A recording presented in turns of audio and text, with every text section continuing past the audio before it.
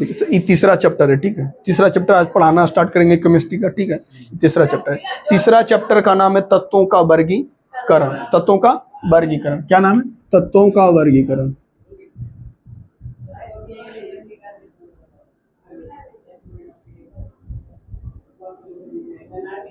तत्वों का वर्गीकरण, ठीक है। इसमें परमाणुओं की आयनन ऊर्जा और तत्व के बारे में जानना है, तत्वों का क्लासिफिकेशन के बारे में जानना है, आवर्त सारणी के बारे में जानना है, सब के बारे में इसमें जानना होता है, ठीक है। तो उसमें सबसे पहले हम आवर्त सारणी के बारे में जान लेंगे, क्योंकि आवर्त सारणी में कौन स्थित रहता है? एलिमेंट स्थित रहता है। कोई दिक्कत? तत्वों को सजाने की तरीका को ही क्या कहते हैं? आवर्त सारणी। आवर्त सारणी में तत्वों को सजाया जाता है, ठीक है। तत्वों को सजाने के सबसे पहला क्या, कैसे हम सजा सकते हैं? सबसे पहले यहाँ पर देख लीजिए, यहाँ पे लिखते हैं जैसे कोई भी एक एलिमेंट है, कोई भी एक एक्स एलिमेंट है, कोई दिक्कत? एक्स कोई तत्व है और ये तत्व का क्या है? संकेत। क्या है तत्व का? संकेत। तत्व का संकेत, ये तत्व का संकेत, कोई दिक्कत? और यहां पर जो लिखा रहता है, यहाँ पे रहता है जेड और यहाँ पे रहता है ए। ये जो है इसको कहते हैं परमाणु द्रव्यमान, या इसी को कहते हैं परमाणु भार। किसी को कोई दिक्कत नहीं? इसके एटॉमिक मास और एटॉमिक, इसको इंग्लिश में कहेंगे एटॉमिक मास। ये होता है परमाणु संख्या। क्या होता है? परमाणु संख्या, या इसी को कह सकते हैं परमाणु क्रमांक। कोई दिक्कत? ये होता है। एक बात और इसमें आपको समझना जरूरी है, देखिए अगर कोई एलिमेंट इस तरीके से लिखने की, उसको लिख सकते हैं, कोई दिक्कत? अब एक बात समझिए, आप अगर एक लिखने का स्टैंडर्ड होता, आप इधर और इधर लिख सकते हैं, कोई कोई पर आप इसको जो है ना ऐसे लिख सकते हैं, एक्स ए इधर और जेड इधर लिख सकते हैं, कोई दिक्कत? या आपका इच्छा करे तो एक्स इधर जेड और इधर ले ए लिख सकते हैं, किसी को कोई दिक्कत इसमें नहीं है। जैसे एक एग्जांपल ले लेते हैं हम, किसका ले लेते हैं? कार्बन का। अगर कार्बन 6 और ये 12 लिखा है, तो ये लिखा हुआ है कार्बन का परमाणु द्रव्यमान, और ये लिखा हुआ कार्बन का परमाणु क्रमांक, क्रमांक या संख्या। और ये क्या है? तत्व का संकेत। क्या है? तत्व का संकेत, तत्व का संकेत, कोई दिक्कत? और इसका पूरा नाम क्या होता है? कार्बन। इस तरीके से निकाला है, कोई दिक्कत? तत्वों को ऑथेंटिक रीजन के अनुसार, मतलब तत्वों को क्रमबद्ध तरीके से सजाने के आधार पर वर्गीकृत किया गया। वर्गीकृत करने में बहुत सारे वैज्ञानिक की भूमिका रही है, जिसमें डोमेराइन का तिर्यक नियम, न्यूलैंड्स का अष्टक नियम, और एक आता है मेंडलीव का आवर्त सारणी, और आधुनिक आवर्त सारणी है जो मोसले की आवर्त सारणी। तो तत्वों का वर्गीकरण इस आधार पर, तत्वों को सजाने और ऑथेंटिक के आधार पर मेरे तत्वों का जब वर्गीकरण किया गया, तो ऐसा किया गया कि एक गुण वाले तत्व को एक वर्ग में रखें, यानी एक ग्रुप में रखें, ठीक। तो सबसे पहले हम आवर्त सारणी को देखते हैं। हम सबसे पहले देख रहे आवर्त सारणी इस प्रकार, आवर्त सारणी को देखते हैं। पहले देख लीजिएगा चित्र इसका, ये डेमो के रूप में बना रहे हैं, ठीक है।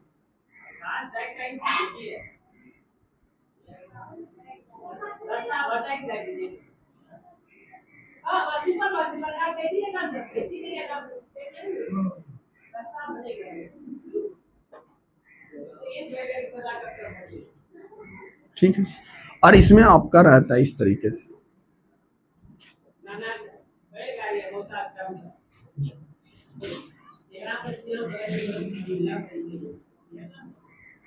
और एक स्टेगमेंट यहाँ रहता है। देख लीजिए, आवर्त सारणी को 4 खंड में बांटा गया, 4 खंड में बांटा गया। देख लीजिए, पहला खंड, दूसरा खंड, तीसरा खंड, चौथा खंड। आवर्त सारणी को 4 खंडों में बांटा गया। इस खंड को जो बांटा गया है, पहला खंड, इसको कहते हैं एस ब्लॉक, ठीक है। इसको हम यहां से लेकर यहां तक को कहते हैं डी ब्लॉक, ठीक है, और इसको हम कहते हैं पी ब्लॉक,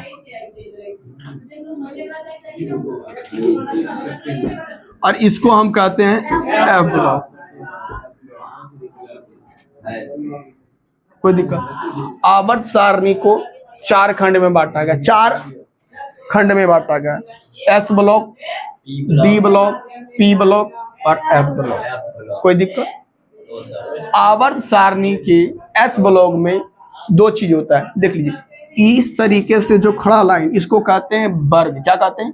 वर्ग। ये जो खड़ा स्टेगमेंट है, ऐसे करके जो खड़ा, इसको क्या कहते हैं? वर्ग। क्या कहते हैं? वर्ग। इंग्लिश में इसको कहते हैं ग्रुप। क्या कहते हैं? ग्रुप। और इस तरीके से जो सूता हुआ लाइन रहेगा, इसमें इस तरीके से देख लीजिए, ऐसे कटा रहता है, इसको कहते हैं पीरियड। क्या कहते हैं? पीरियड। यानी आवर्त। क्या कहते हैं? इसको कहते हैं आवर्त। क्या कहते हैं? इसको आवर्त कहते हैं। किसी को कोई दिक्कत? अब समझिए, वर्गों की जो टोटल संख्या होती है आवर्त सारणी में कितना होता है? 18। कितना होता है वर्गों की संख्या? 18। 18 ग्रुप। और ये कितना होगा? 7 ग्रुप। कोई दिक्कत? 18 ग्रुप और ये आपका हो गया 7। इसको कभी कभी कहता है हॉरिजेंटल। हॉरिजेंटल क्या कहता है? हॉरिजेंटल। हॉरिजेंटल का मतलब होता है खड़ा। उदर्ग। क्या कहता है? उदर्ग। कभी कभी बोल देता है कि आवर्त सारणी में उदर्गों की संख्या, तो कितना बोलिएगा? 18। कभी कभी बोल देगा हॉरिजेंटल, इसका मतलब 18। किसी को कोई दिक्कत? कभी कभी बोल देगा वर्ग, इसका मतलब 18। कभी बोल देगा ग्रुप, इसका मतलब 18। इसको बोल देता है वर्टिकल। क्या बोलता है? वर्टिकल, तो इसकी संख्या 7। कभी इसको बोलेगा पीरियड, तो 7, क्योंकि आवर्त का इंग्लिश क्या होता है? पीरियड, तो इसकी संख्या 7। और इसी को कह सकते हैं क्षैतिज भी कह सकते हैं। कोई दिक्कत? किसी को कोई दिक्कत नहीं। अब पहले इसमें हम समझने की कोशिश करते हैं कि जो एस ब्लॉक होता है, ये ग्रुप 1 से लेकर, इसमें ग्रुप जो होता है, इसमें जो ग्रुप होता है आपका लेके 1 से लेकर कहां तक होता है? 2 तक। किसी को कोई दिक्कत? एस ब्लॉक में 2 ग्रुप होता है, एक पहला ग्रुप, एक दूसरा ग्रुप। कोई दिक्कत? डी ब्लॉक जो होता है तीसरा ग्रुप से स्टार्ट होता है। कितना से? तीसरा ग्रुप से। कितना ग्रुप से स्टार्ट होगा? तीसरा। तीसरा ग्रुप से ये स्टार्ट होगा। तीसरा ग्रुप से स्टार्ट होने के बाद 12 तक जाएगा। किसी को कोई दिक्कत नहीं ना? अब एक बात है, अब पी जो जाएगा आपका, ये जाएगा ग्रुप, किस ग्रुप से जाएगा?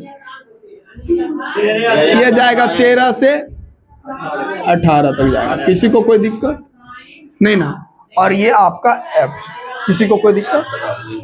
ये जो एफ होता है डी ब्लॉक से ही निकाल कर यहाँ दिया गया। यहाँ तक किसी को कोई दिक्कत नहीं। एक बात इसमें आपको समझना होगा कि देख लीजिए, टोटल एस ब्लॉक में कितना ग्रुप है? ग्रुपों की संख्या, number of group, number of group, number of group. ठीक है, तो नंबर ऑफ ग्रुप कितना है? 2। कितना है? 2। किसी को कोई दिक्कत? आप इसमें नंबर ऑफ ग्रुप कितना है? 9 या 10? काउंटिंग करिए, गिन लीजिए। कौन बोल रहा है 9? कैसे 9 बोल रहे हैं बताइए?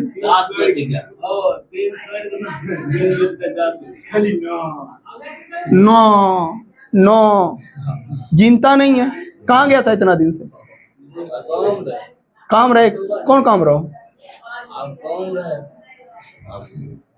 पढ़ने ले पापी आई कर रहे हैं कोची की कहिए नहीं थे तो नहीं पढ़ते। आज फिर ये चैप्टर पढ़ाना स्टार्ट किए, कल से फिर गायब रहेगा, नहीं समझेगा। हमरा क्या जाता है? जी सर। और उस समय जब हम बोलेंगे कि 12th में, फिर आप समझिएगा। यहाँ से इसमें टोटल कितना ग्रुप है? 10। कितना ग्रुप है? 10। और अगर आपको बोले नंबर ऑफ ग्रुप पी में कितना है? कितना है? 6। और इसमें नंबर ऑफ ग्रुप बताइए तो।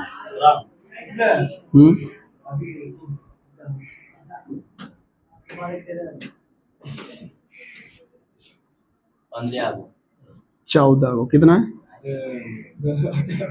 14। कितना है? 14। अच्छा एक बात बताइए, कन्फ्यूजन यहां से होता है कि सवाल ये उठ सकता है कि सर जी कि एफ में 14 ग्रुप क्यों होता है, एस में 2 ही ग्रुप क्यों है, डी में 10 ग्रुप क्यों है और पी में 6 ग्रुप क्यों है?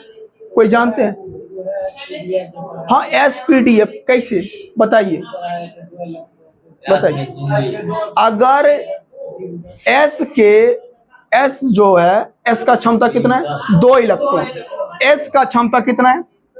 एस का क्षमता कितना है? 2 इलेक्ट्रॉन का। एस का क्षमता 2 इलेक्ट्रॉन का है। एस का क्षमता कितना है? एस का क्षमता कितना है? 2 इलेक्ट्रॉन का है। 2 इलेक्ट्रॉन का नहीं, इसीलिए इसमें कितना ग्रुप होता है? 2 ग्रुप। किसी को कोई दिक्कत? पी का क्षमता कितना है? 6 इलेक्ट्रॉन का, इसीलिए इसमें कितना ग्रुप है? 6 ग्रुप। और आपका डी का क्षमता कितना है? 10। डी का क्षमता कितना है? 10, इसीलिए इसमें कितना ग्रुप है? 10 ग्रुप। कितना है? 10 ग्रुप। 10 ग्रुप। और एफ की क्षमता कितना है? 14। एफ की क्षमता कितना है? 14। तो इसमें टोटल कितना ग्रुप होगा? 14 ग्रुप। यहाँ जी लिख रहे हैं, ठीक है? 14 ग्रुप। क्या ये जी तुमको नहीं समझ में आता है? यानी जिस कक्षक का, यानी जिस उपकोष की जितना क्षमता है उसमें उतना कक्षक है, यानी उतना स्टेगमेंट में बांटा गया। जैसे एस का क्षमता अधिकतम 2 इलेक्ट्रॉन को, इसमें 2 ग्रुप को रखा गया है। पी का क्षमता अधिकतम 6 ग्रुप का है, इसमें 6 ग्रुप रखा जाएगा। और डी का क्षमता कितना है? 10 ग्रुप का है, तो इसमें 10 ग्रुप रखा गया है। कोई दिक्कत? और एफ की क्षमता टोटल कितना इलेक्ट्रॉन का है? 14 इलेक्ट्रॉन का। इसमें कितना ग्रुप होगा? टोटल 14 का। लेकिन आप लोग इसमें देखते होंगे कि 15 गो है। तो इसको एक होता है लेंथेनाइड, एक्टेनाइड। इस 2 श्रेणी होता है इसमें, लेक्टेनाइड और एंथेनाइड 2 श्रेणी होता है। एक इसका जो एक होता है लेंथेमन से शुरू, एक तत्व है जो शुरू होता है लेंथेमन से, और एक्टेनाइड से। दोनों तत्वों से शुरू होता है। तो आप देखिएगा बीच में यहाँ आवर्त सारणी जब देखिएगा तो 2 लेंथेनाइड और एक्टेनाइड दोनों के बाद परमाणु संख्या गायब होगा। डायरेक्ट जहां से यह स्टार्ट होगा, जैसे मान लिया जाए अगर 4 से स्टार्ट, यहाँ 4, 5, 6, 7 हो रहा है। जैसे लेंथेनाइड एलिमेंट स्टार्ट होगा, 4 से गायब स्टार्ट होगा, 5, 6, 7 तक लगभग 14 एलिमेंट तक क्या हो जाएगा? गायब हो जाएगा। फिर 14 एलिमेंट के बाद 4 के बाद आपको क्या दिखेगा? सीधा 14 दिखेगा। समझे? जैसे कोई एलिमेंट है, जैसे आप समझिए कि अगर यहाँ से इस प्रकार समझिए, जैसे ये है, अगर यहाँ से पहला श्रेणी एक होता है लेंथेनाइड, एक्टेनाइड। अगर यहाँ से शुरू हो रहा है तो ये एलिमेंट, जिसे इसका परमाणु संख्या मान लेते हैं अगर 1 होता है, तो लेंथेनाइड यहाँ तक है, और यहाँ के बाद लेंथेनाइड खत्म हो जाता है, इसका परमाणु संख्या 1, 2, इसका क्या हो जाएगा? 3। तो अब ये लेंथेनाइड पूरा ग्रुप यहाँ से क्या हो जाएगा? हट जाएगा। हटने के बाद आपको परमाणु संख्या डायरेक्ट दिखेगा, 1 के बाद करना दिखेगा 4, काहे कि 1, 2 और 3 क्या किया? हट गया। तो इसमें जहां से हटा होगा उसमें इसमें देखिएगा, किसी को कोई दिक्कत नहीं ना? किसको? इसको। इसमें पहले देख लीजिए, पहले देखिए, ये जो है ना, जैसे कोई चीज है, मान लिया स्टार्ट हो रहा है, 1 से स्टार्ट हो रहा है या 5 से स्टार्ट हो, मान लेते 1 से स्टार्ट हो, तो 1 से स्टार्ट होने के बाद 5 तक हो जाता है। कहां तक जाता है? 5। और काउंटिंग जो आवर्त सारणी का मान लिया जाए 6 और 7 जाता है। तो अगर 1 से लेके 5 तक एक्टेनाइड मानते हैं, तो उस एलिमेंट को जब हटाएंगे तो एक्टेनाइड का जितना एलिमेंट होगा सब क्या हो जाएगा? रिमूव हो जाएगा, हट जाएगा। अब काउंटिंग कहां से स्टार्ट तुमको दिखेगा? डायरेक्ट 5 हटा, डायरेक्ट कहां से दिखेगा? 6 से। तो इसी में आवर्त सारणी में गौर से आप देखिएगा, तो यहाँ से लेंथेनाइड के बाद कुछ परमाणु संख्या हटा रहेगा। आप देखिएगा सर जी 55 के बाद डायरेक्ट 57 हो जाता है, कहाँ गया? तो इसी ग्रुप को हटा के डी ब्लॉक में फिक्स किया गया है। किसी को कोई दिक्कत? पहले इतना को उतार लीजिए, सबसे पहले उतारिए।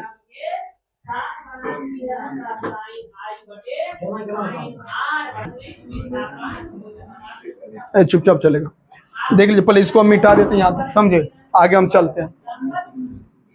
हाँ, तो तुम नहीं समझता तो पूछो ना यार, तुमको मना कर रहे हैं। कब हम तुमको बोले कमेंट कर? तुमको तो हम बोल रहे हैं कि जो नहीं समझ में पूछिए। पूछना एक प्रकार का कमेंट है। अरे यार, जब तक आदमी पूछा नहीं, जब तक बिहे नहीं हो जाना है ना, तो सब कम से कम पूछ।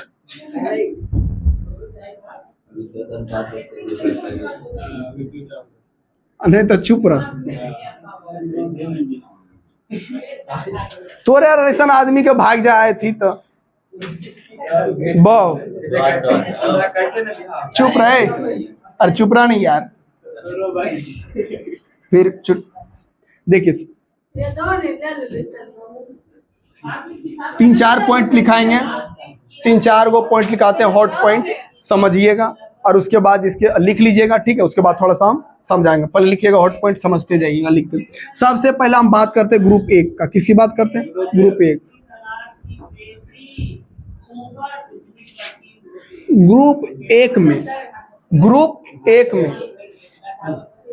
सभी एलिमेंट को छोड़कर, 2 एलिमेंट को छोड़कर, एक हाइड्रोजन और एक नीचे वाला एक को छोड़कर। हाइड्रोजन एक प्रकार का गैस है और आवर्त सारणी में एक है, हमारे लिए ना करें रब से फरियाद। हाइड्रोजन, लिथियम, उसके बाद लिथियम के बाद क्या होगा? हाँ, देख लिए। एक होता है रेडियो, सुनिए, ये जो एलिमेंट है ना पहला ग्रुप का, इसमें सबसे पहले लास्ट एक होता है रेडियो एक्टिव पदार्थ। रेडियो एक्टिव पदार्थ एक होता है रेडियो सक्रिय, रेडियो एक्टिव, प्रकाश संश्लेषित। समझिए, एक जो होता है, एक कोई एलिमेंट होता है जिसको मानव बनाता है। क्या बनाता है? मानव बनाता है, ठीक ना। और एक रेडियो एक्टिव होता है जिसे मानव बनाता है। उसके बाद अभी समझिए, सबसे पहले ग्रुप 1 में जितना भी धातु है, ग्रुप 1 में हाइड्रोजन को छोड़कर बाकी अन्य और नीचे से एक एलिमेंट छोड़कर जितना भी धातु है, सभी धातु को वर्ग 1 को हम जानते हैं क्षारीय धातु के नाम से। किससे धातु के नाम से? क्षारीय धातु।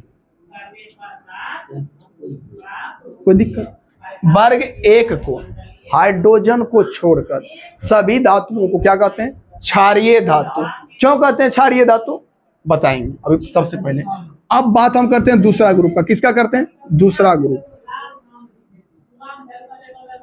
दूसरा ग्रुप इसको कहते हैं मृदा क्षारीय।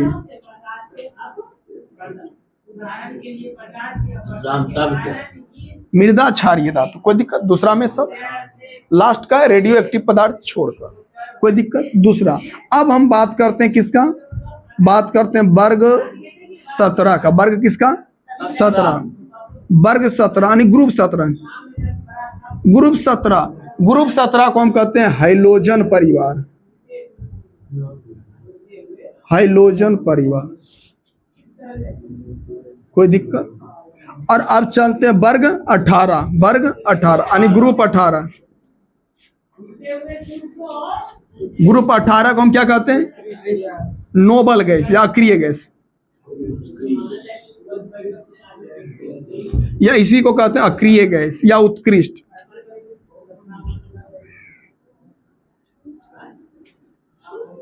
या उत्कृष्ट भी कहते हैं।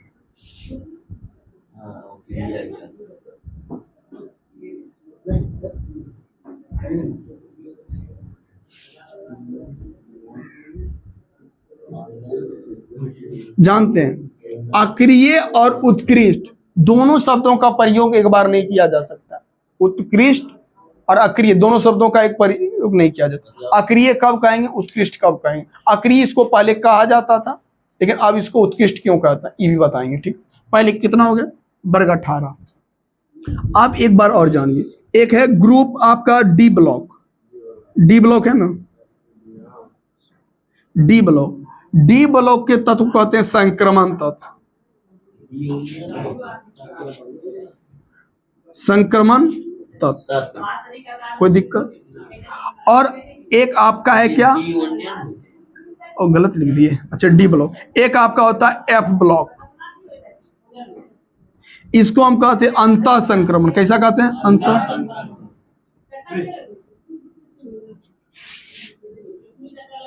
अंतः संक्रमण तत्व किसी को कोई दिक्कत? सबको हम बताएंगे किसको क्यों कहते हैं, कोई दिक्कत नहीं ना। एक बात और याद रखिए, यहां तक हो गया। अब यहां एक बात समझिए, जो आपका ये D block,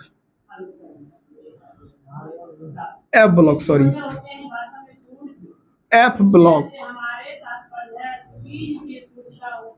F block, F block जो इसमें आपका, इसको कहते हैं लेंथेनाइड, इसको कहते हैं लेंथेनाइड श्रेणी, कोई दिक्कत? इसको कहते हैं एक्टेनाइड,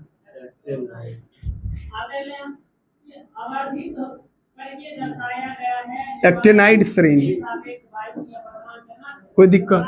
यहां तक किसी को दिक्कत? लेंथेनाइड और एक्टेनाइड, ये जो आपका स्टार्ट होता है लेंथेनाइड, ये आपका स्टार्ट होगा कितना? 57 से 71। कितना होता है? 57 से 71। इनकी परमाणु संख्या 57 से कितना होगा? 71। आवर्त सारणी में देखिएगा 70 से 71 डी ब्लॉक के एलिमेंट में 70 से लेके 71 तक के बीच का 15, बीच का 14 तत्व क्या रहेगा? गायब। वही 14 तत्वों को किसमें रखा गया है? लेंथेनाइड श्रेणी में। इसी को, इस दोनों को हम क्या कहते हैं? F block. और एक्टेनाइड में आपको रखा गया, कहां से रखा गया? 79 से 103, 89 से 103।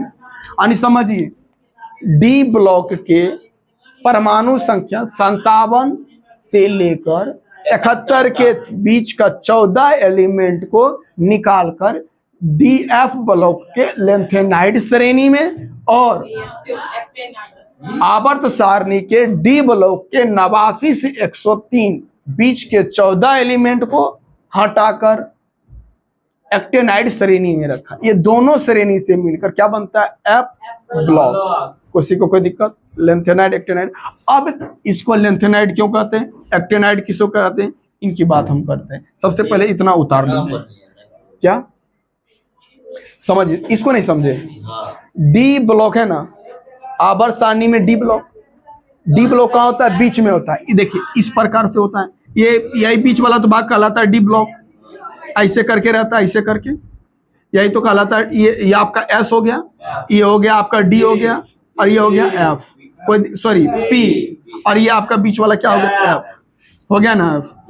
अब देखिए तो डी ब्लॉक के परमाणु संख्या 57 से लेकर 71 तक बीच के 14 एलिमेंट को निकालकर लेंथेनाइड श्रेणी में रखा गया। ठीक, उसके बाद परमाणु संख्या डी ब्लॉक में है 89 से 103, इनके बीच का 14 एलिमेंट को एक्टेनाइड श्रेणी में रखा।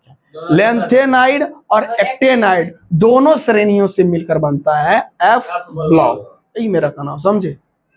दिक्कत रहा दे बोल नहीं क्या? क्या क्या लेंथेनाइड एक्टेनाइड में क्यों रखते हैं? आवर्त सारणी से सबका इसका गुण भिन्न है, इसीलिए क्यों रखते हैं आगे जब पढ़ाएंगे तो बता देंगे। और कोई दिक्कत नहीं? और दिक्कत क्या? हाँ कुछ दिक्कत है बोल। ठीक है, और उतारिए, सबसे पहले उतारिए, तेजी में उतारिए। आगे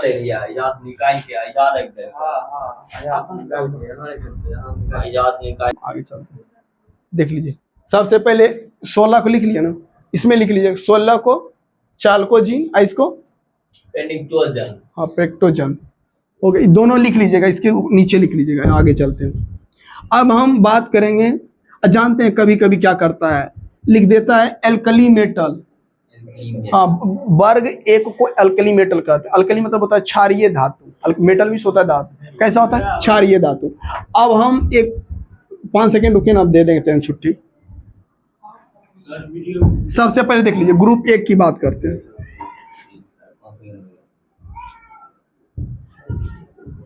ग्रुप 1, ठीक है। इसमें आपका कौन कौन सा हो जाता है? लिथियम। लिथियम के बाद क्या होगा? हमारे लिथियम के बाद sodium, Nl, lithium, sodium, potassium, potassium के बाद रुबिडियम, Rb, और सीजियम। ये 2 का कोई दिक्कत बस। और नीचे जो है वो रेडियो एक्टिव है, इस तत्व का कोई दिक्कत नहीं। रेडियो एक्टिव मतलब हाँ, सर जी? रेडियो एक्टिव मतलब होता है कि मतलब वो समझिए एक बनाया होता है मानव निर्मित द्वारा, या रेडियो एक्टिव पदार्थ किसी भी अभिक्रिया में संपूर्ण रूप से भाग नहीं ले सकता है, ठीक है। अच्छा, इसमें हम बताते हैं क्यों इसको हम क्षारीय धातु कहते हैं, मृदा क्षारीय कहते हैं। तो सबसे पहले दो चीज समझिए, एक समझिए ऑक्साइड, ऑक्साइड एक हाइड्रोक्साइड।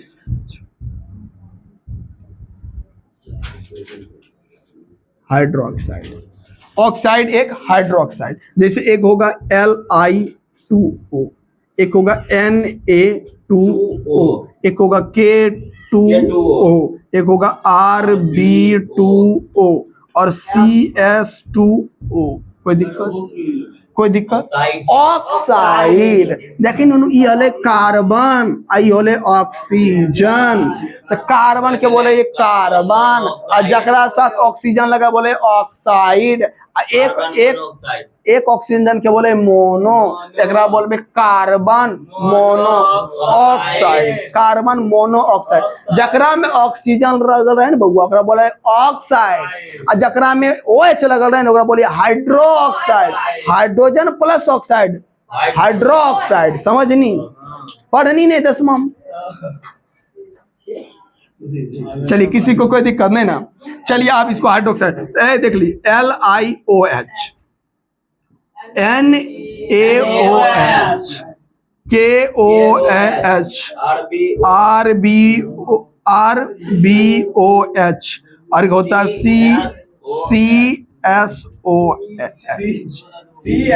CSOH। अब एक बात समझिए, एक बात समझिए, ये जितना एलिमेंट है, ये जितना एलिमेंट है, इसका ऑक्साइड रूप या हाइड्रोक्साइड रूप, इस एलिमेंट से जितना ऑक्साइड बनेगा और जितना हाइड्रोक्साइड बनेगा वो कैसी प्रवृत्ति की होती? अम्लीय प्रवृत्ति की होती, क्षारीय प्रवृत्ति की होती। इसीलिए हम इसे कहते हैं क्षारीय धातु। आप इसके बारे में पूरा सुने होंगे, KOH सुने हैं ना? KOH क्षार है ना?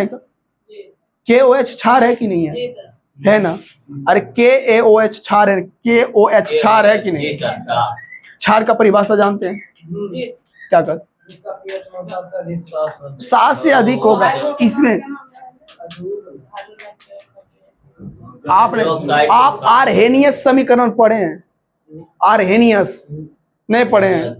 जो OH माइनस त्याग करे, जो H प्लस त्याग करे, जो OH माइनस त्याग करे वह क्षारीय, जो H प्लस त्याग करे अम्लीय। पढ़े हैं? पढ़े हैं ना? उससे ज्यादा ये सब क्या है? अम्लीय, और ये क्या है? क्षारीय। दोनों दोनों अम्लीय, क्या है? क्षारीय भुला जाते हैं। क्या देखिए, वर्ग 1 में इतना जो एलिमेंट, हाइड्रोजन का एक एलिमेंट छोड़कर, नीचे का एक एलिमेंट छोड़कर, ठीक। अब जितना एलिमेंट है ये ऑक्साइड बनाए या हाइड्रोक्साइड बनाए, ये कैसा होता है? क्षारीय प्रवृत्ति होता है। इसीलिए इसको हम क्या कहते हैं? क्षारीय। क्या कहते हैं? क्षारीय धातु। कोई दिक्कत नहीं ना? वर्ग 1 के ये सारे एलिमेंट अगर ऑक्साइड बनाते या हाइड्रोक्साइड बनाते, इनकी प्रवृत्ति कैसी होती है? क्षारीय धातु, क्षारीय। इसीलिए इसको हम क्या कहते हैं? क्षारीय धातु। आप आर्हेनीय समीकरण में भी पढ़े होंगे कि जो OH माइनस त्याग करे, या आप यहाँ पे इसको नहीं तोड़े हैं जी, एक होता है NaOH पढ़े, ये भी एक प्रकार का क्या है? क्षार। अब कई प्रकार का हो सकता है, सोडियम हाइड्रोक्साइड ये पोटेशियम हाइड्रोक्साइड होगा, लिथियम हाइड्रोक्साइड होगा। अब एक बात समझिए, क्षार कई प्रकार के हो सकता है, दुर्बल हो सकता है या प्रबल हो सकता है। तो यही सिंपल सी बात, इसको अम्लीय इसलिए कहा जाता, इसलिए इसको क्षारीय इसलिए कहा जाता है क्योंकि ये धातु, इन सभी धातु का ऑक्साइड हो या हाइड्रोक्साइड, सबका गुण कैसा होता है? क्षारीय। और ये धातु है इसीलिए इसको कहते हैं क्षारीय धातु। कोई दिक्कत? इंग्लिश में इसको कहते हैं अल्कली मेटल। किसी को कोई दिक्कत? अब बताए, किसी को कोई दिक्कत है? पहले बताओ क्या बउआ? आर्हेनियस समीकरण 10वां में पढ़नी, वो दो बात कहा, एगो OH प्लस त्याग करेगा, एक OH माइनस त्याग करेगा, करता है ना? त्याग करण OH आर्यनीय समीकरण अम्ल का परिभाषा, जो स्वाद में खट्टा है तो सिंपल सा भाषा है, जो स्वाद में कड़वा हो क्या हो, क्षारीय हो, कहें उसको कहेंगे। लेकिन जो आर्यनीय समीकरण द्वारा ये परिभाषा दिया गया कि जो H वो H माइनस त्याग करे या H प्लस ग्रहण करे, ठीक है। इसमें क्या देखा जाता है, पीएच मान फिर देखा जाता है, सोरेनसर का पीएच स्केल देखा जाता है, फिर 7 से ज्यादा या 7 से कम वाला देखा जाता है, ठीक है। चलिए आज यहीं तक है, बाकी बात उतार लीजिए। हाँ ठीक।